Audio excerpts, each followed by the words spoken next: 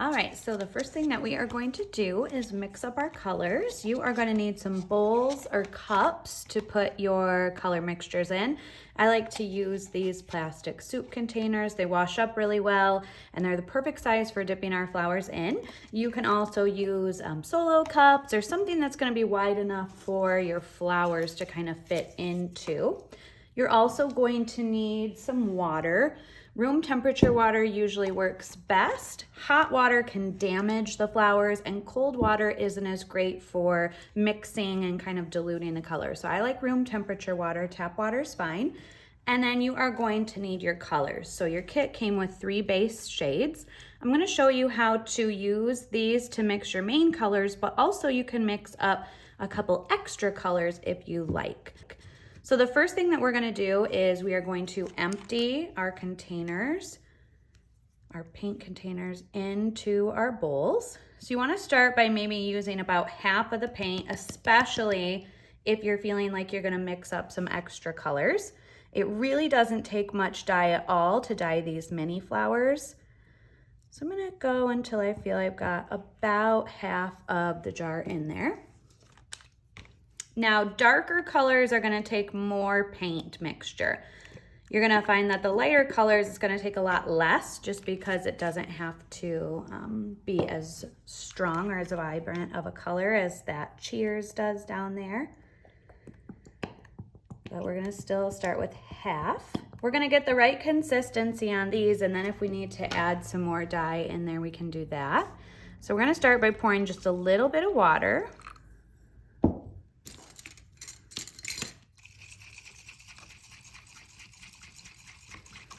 And mixing that up. We want to make sure that our mixture is kind of right in the middle. We don't want it too thin or too thick. This is looking like it needs a little more paint in there. This is definitely going to be the one that we use the most paint for. And then you can always take one of your flowers and just do kind of like a test dip on it and see. So we don't want the paint kind of glomming on to the petals, but we want it to be nice and vibrant. So this is showing me that this needs more paint. I think we're good on water for that one. We don't need to add any more water. There we go.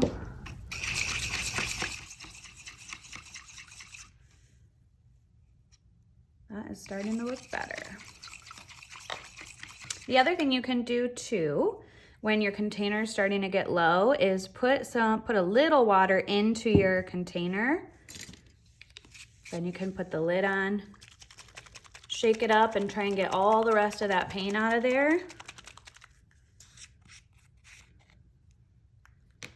And that'll help your mixture be a little bit thicker too.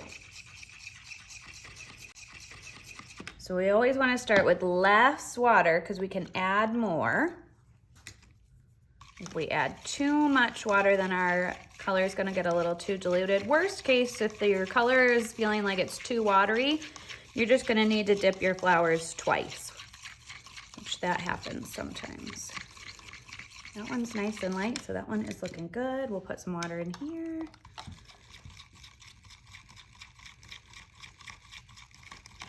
You really want to make sure too, as you're using your colors today, that you keep your forks or whisks or whatever you're deciding to use.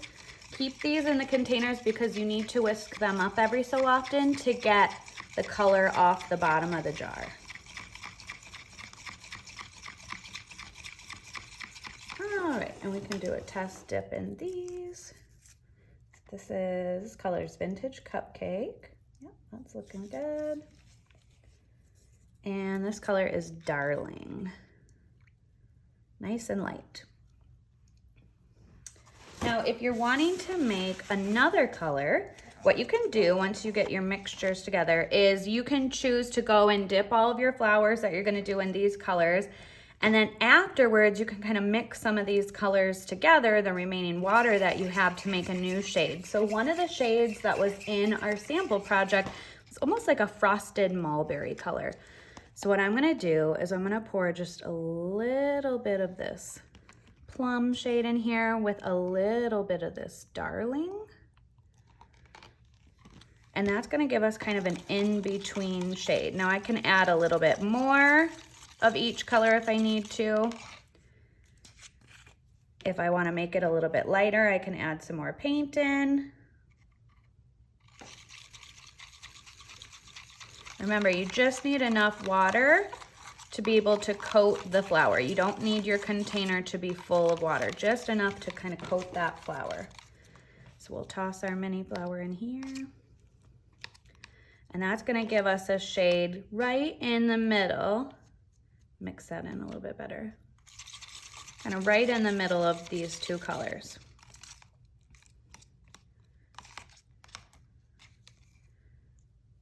Just like that. So kind of an in-between shade. Just make sure that you mix your paint really well. You can see some of the darling is kind of glopping up on the edges here. That just means I need to mix this just a little bit better. All right, so go ahead, get colorful, play around with your colors. Add a little bit more water if you need to. And then we will get ready to dip.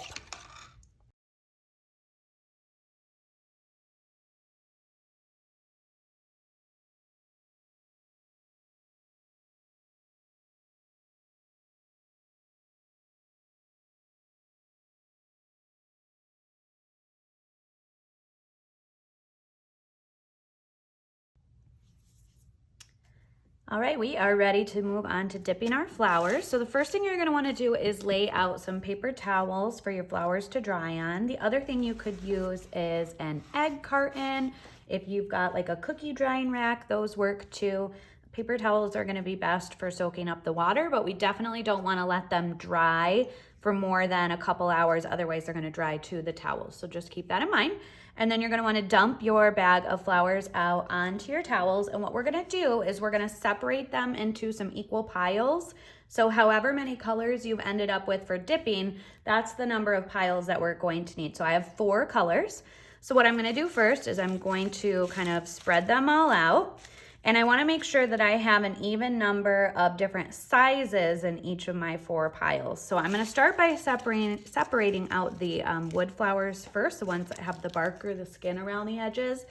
I want these to be kind of equally represented between all of my colors. These piles up here are gonna be for my dark colors. So I might put a couple more of these into those piles just because they tend to look better with the darker colors, whereas the skinless flowers, or the ones that don't have any bark, those look better in the lighter colors. So I'm gonna kind of keep doing that. Now I'm on the skinless and I'm just gonna kind of focus on sizes, separating out sizes or various flower types. Got a lot of these little flowers that look like roses. So I'm gonna spread those out among my piles. You don't have to have the exact same number of flowers in each one. It is okay if it's somewhere close, but not exact. And really, the teeny tiny little flowers, these are gonna be what we use to make kind of the curves around the edges of the heart. If you have more of those represented in your light colors, or whatever color you like the best, that's gonna kind of help us out with that. So I'm gonna put a few up here. That looks great. All right, so now I'm gonna start by choosing a color. I'm actually gonna start with my darkest color first. Make sure the shade is right on these. And then leftover paint that I have from this one, I can use to alter any of my other colors as needed. So I'm gonna dip my flowers and then I'm gonna lay them out on the towels to dry. So what I'm gonna do is whisk up my color really well. Just gonna drop my flower in, kind of toss it around in there. And when I pull my flower out of the container, I wanna make sure that I get as much of that excess moisture off as I can. So really let a lot of that water drip back down in. I'm just kind of gently shaking it. And then we're gonna lay it face up to dry. That's gonna allow the colors to soak in down inside the petals. And it's gonna let the paper towel soak up a lot of moisture from the base of the flower, which is what really we need to be the most dry so that we can glue them onto our board later. So again, shaking. You can, if you wanna go quickly, you can toss several of your flowers in at a time. You're gonna notice too, I know I mentioned this earlier, but the color looks a little different on the bark flowers than it does on the skinless flowers. So just kind of keep that in mind. Your color is probably going to look darker on the bark flowers than it will on these ones. So that's why I'm only doing kind of a few of the skinless in this color.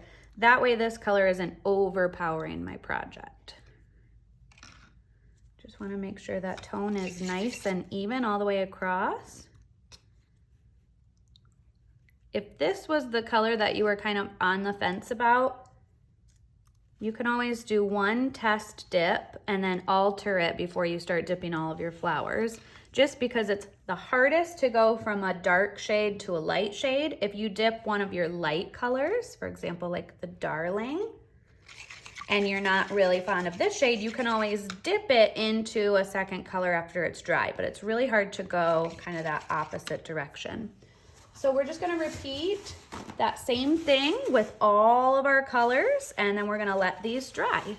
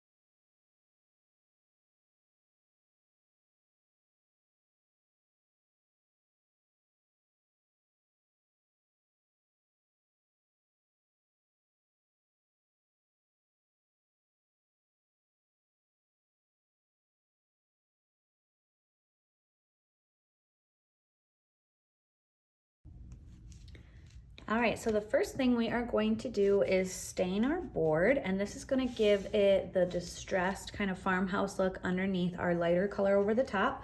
You're going to need the sponge that was included in your kit. It could be gray or it could be yellow, and you want to make sure that it's damp. You don't want it to be dripping water. You want it to be holding all the water in, but we want it nice and damp so that we can use it to spread this color around.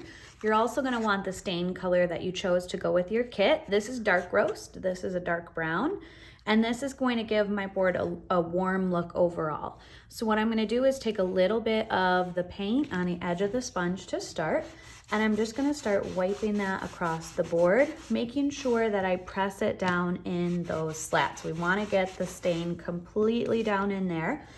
So I'm going to start in those spots first. And if you're finding as you're using your sponge that maybe it's a little too wet, you can wring some of the extra water out. If you're feeling like it's a little too dry, go ahead and get it damp again. So now that we've got it in the slats, then we're just gonna take our color and we're gonna move it across the board. More water on your sponge is going to make your color a little bit lighter. So if you want a nice, rich, deep color, make sure that you get a lot of paint on there and not as much water. So you can see down here, it's a little bit darker. We just want to make sure that the color is even all the way across the board. All right, so we want to get the whole top all the way in the slats. And then it's your choice if you want to do the edge of the board. If you're going to be leaving it this stain color, then you definitely want to do the edge. If you're going to be brushing another color over the top, you do not have to stain the edge. Be sure to clean your sponge out right away, because then you can save this and you can use it for other projects too. We're just going to go back over the top one more time to even out our color. All right, and then we're going to let this dry for about 10 minutes. Once our board feels dry to the touch, we are going to give it a quick sanding before we move on to painting our top coat. You just want to make sure that it feels nice and dry across the top. You're gonna take your fine grit sandpaper and we're just gonna run it over the top of the board. Our goal is to make the board feel smooth. You don't have to worry too much about distressing in this step. Just want it to feel nice and smooth. And then go ahead and take a rag or a paper towel and wipe off all the dust. And now we're ready to move on to our top coat. I'm gonna prop my board up just a little bit. You can do that if it's helpful. Use a paper plate or something that you have at home to put it underneath so that you can paint around the edge. I'm gonna be using a color called Vanilla Frosting, which is like a warm off-white. Has just a bit of a yellow tint to it, but mostly comes as a cream color. And I'm gonna take my large brush. I'm gonna dip my bristles in the paint and I'm just gonna sweep it across the board. Now, if you want a very rustic look, put just a little bit of paint on the ends of your bristles and then sweep that out as much as you can, leaving a lot of the dark color showing through around the edge. So the middle of the board's mostly gonna get covered up by the flowers, so you don't have to worry about that too much. So you can see over here, if I leave more of that dark brown showing through, that's gonna give it that kind of nice rustic look. You can also choose to just paint your board solid and then sand some of this color off later on to get more of that rustic look. Most important, you just wanna make sure that your color is nice and even all the way across. If paint goes down into the slats, that's okay. We can sand that out as well.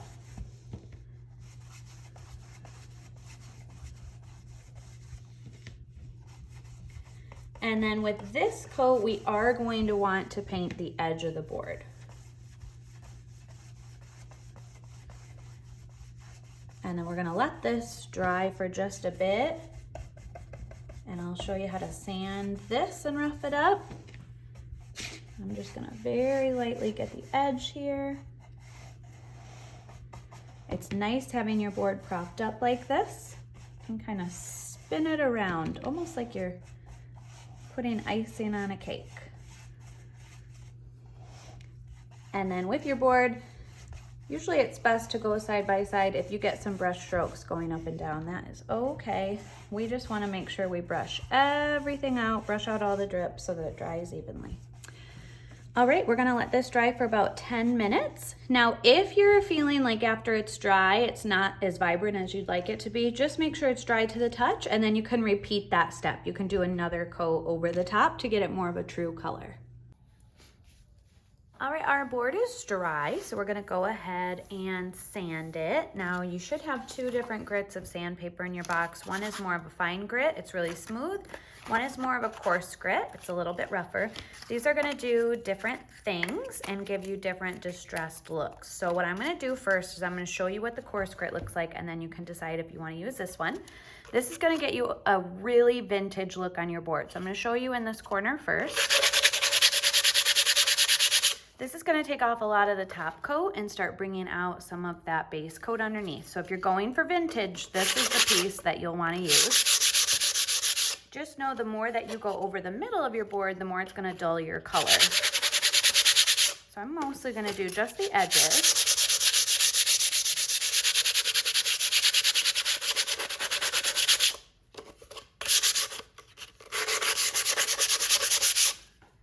All right, and now if you wanna bring out a little bit more of that color in between the slats, what you're gonna use is your fine grit paper.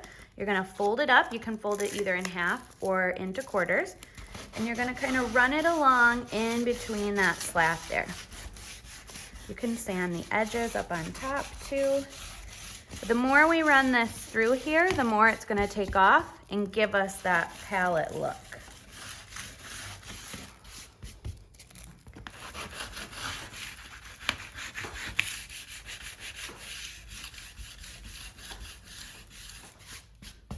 Going right in there. I am bending it kind of over the edge right here. That way it'll take off some of this vanilla frosting and give us more of a defined look. Now you can try the coarse grit through there too if you'd like.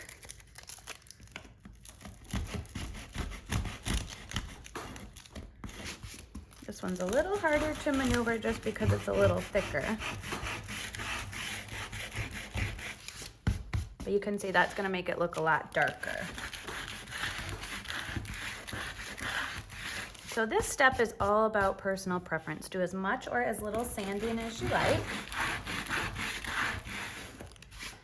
And then just be sure to use your rag to wipe off all the dust before moving on.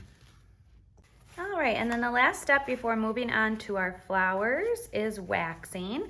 So you're gonna take a dollop of wax on a rag, and we're just gonna buff that in over the surface of the board. Now you don't have to worry too much about pressing it down in the slats, but if you do end up with wax in there, just make sure that you buff those chunks in. The goal is for the wax to feel smooth, not sticky or greasy. And it's really gonna protect our colors from fading over time.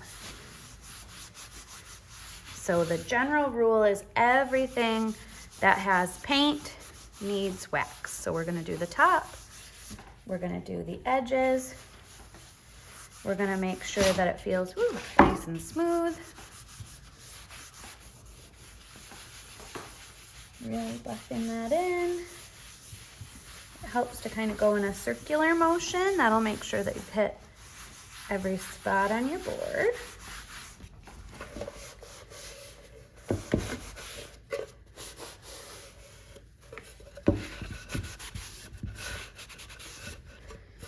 All right, we're gonna let this wax cure for about a minute, and then we'll be ready to move on to our flowers. Now is also a great time to plug in your hot glue gun.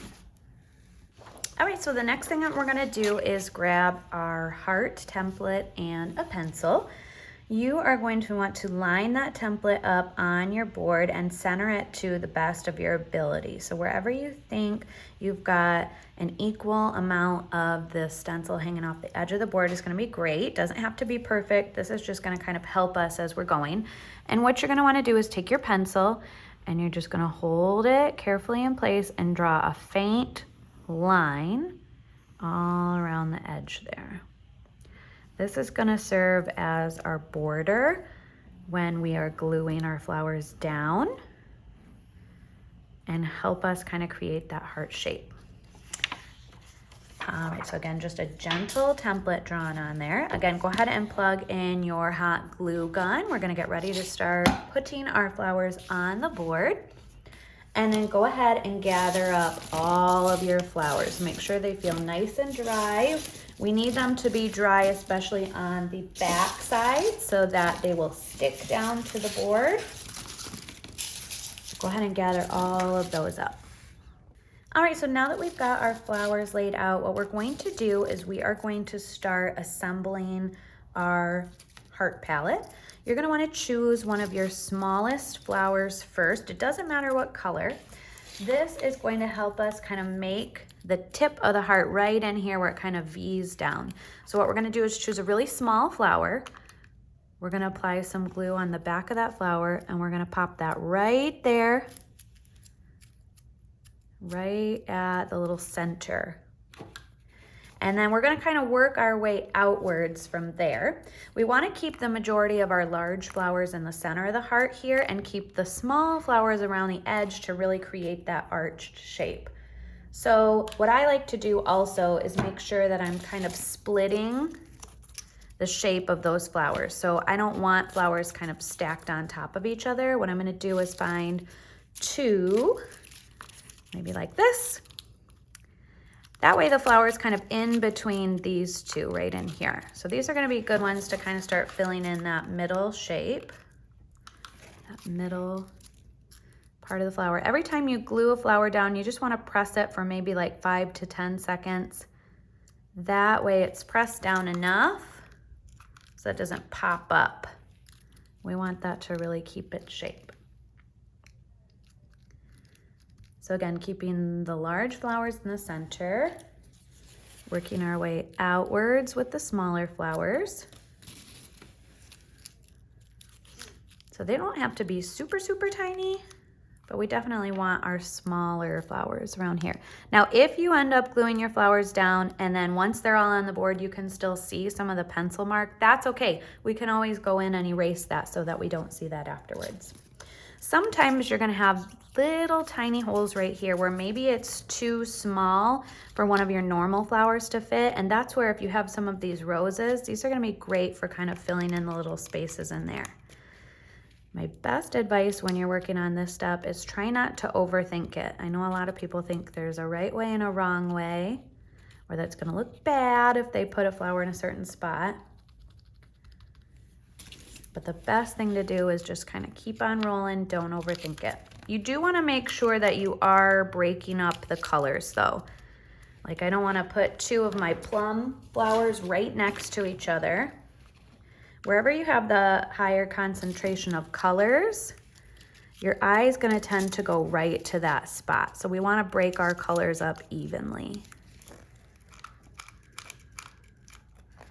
I'm gonna put this big flower up here.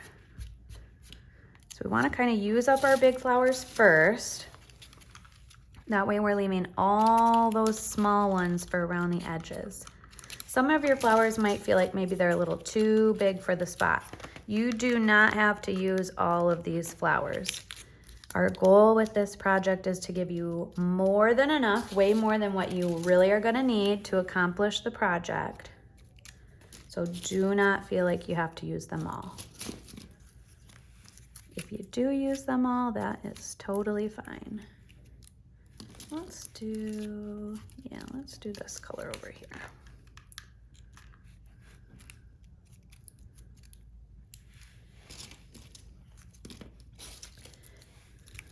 All right, so I'm just gonna go ahead and keep finding flowers that fit into the shape. Go ahead and play around with the different flowers you have, and don't be afraid if you attach something and maybe it doesn't look just right, you can always pop it back off. Just make sure that you let the glue dry, let it sit, and then you should be able to just pop that right back off. So I'm gonna go ahead and keep filling in this one, and then we'll check back in.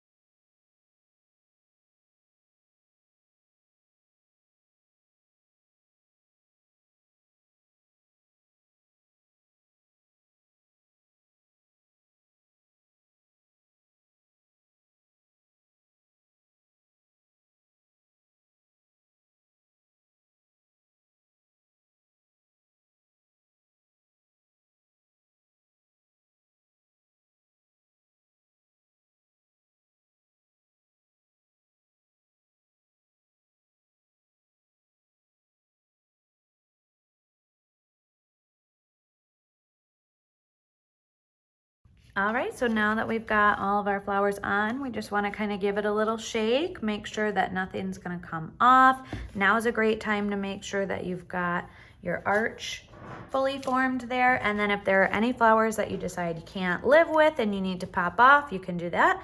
Otherwise, you can unplug your glue gun and this project is ready to go on the wall. Thanks for crafting with us.